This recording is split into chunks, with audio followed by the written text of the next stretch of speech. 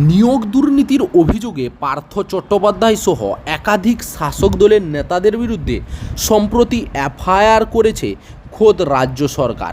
উত্তর বিধাননগর থানায় এই অভিযোগ দায়ের করা হয়েছে। আর এবার নিয়োগ মামলায় আরও বিপাকে রাজ্য সরকার। আদালতে অবৈধ নিয়োগের কথা কার্যত স্বীকার করে নিয়েছে রাজ্য। এই মামলায় মোট ৩১৩ জনের অবৈধ নিয়োগের কথা মেনে নিয়েছে রাজ্য সরকার। তবে রাজ্যের দাবি মন্ত্রিসভার অনুমোদন ছাড়াই হয়েছে ওই ৩১৩ জনকে নিয়োগ করা। এদিকে রাজ্যের দাবি মানতে নারাজ জিটিএ। হাইকোর্টের অভিযোগ দায়ের হলে ইতিমধ্যে সিবিআই তদন্তের নির্দেশ দিয়েছে আদালত। ডিভিশন বেঞ্চে গিয়েও কোনো সুরাহা হয়নি।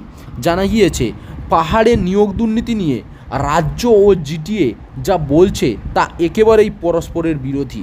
জিটিএর দাবি রাজ্যের মন্ত্রিসভা সবটাই জানত, মন্ত্রিসভার অজান্তে কোনো নিয়োগ হয়নি। এরই মাঝে গত জানুয়ারি মাসে জিটিএতে নিয়োগ কারচুপি নিয়ে অভিযোগ তুলে একটি বেনামি চিঠি সামনে আসে শিক্ষা দপ্তরের। চলতি বছরেই শিক্ষা দপ্তরের সেই চিঠি ডিআইজি, সিআইডিকে ও ভিজিল্যান্স কমিশনকে পাঠায়। তবে অভিযোগ থাকা সত্ত্বেও কেন এতদিন রাজ্য কোনো পদক্ষেপ করল না সেই নিয়েই প্রশ্ন উঠেছে। প্রসঙ্গত ২০২২ সালে জিটিএতে শিক্ষক নিয়োগ বেনিয়ম নিয়ে একজন ব্যক্তির অভিযোগের ভিত্তিতে একটি ফ্যাক্ট ফাউন্ডিং কমিটি গঠন করে তদন্তের নির্দেশ দেয় শিক্ষা দপ্তর।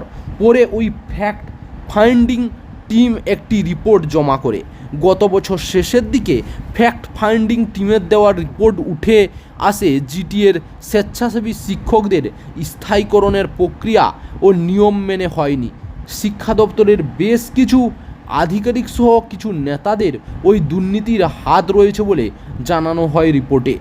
চাকরির খবর থেকে শুরু করে নিয়োগের খবর থেকে শুরু করে ঝড় ঝঞ্ঝা, দেশ বিদেশ, রাজ্য, জেলা এবং আপনার শহরের খবর একটা চ্যানেল আমাদের newsbangla.com সবার আগে আপনারা পেয়ে যাবেন। তাই চ্যানেলটাকে অতি অবশ্যই সাবস্ক্রাইব করে পাশ থেকে বেল আইকনটা ক্লিক করে অল নোটিফিকেশন অন করে রাখুন। জয় হিন্দ, জয় ভারত।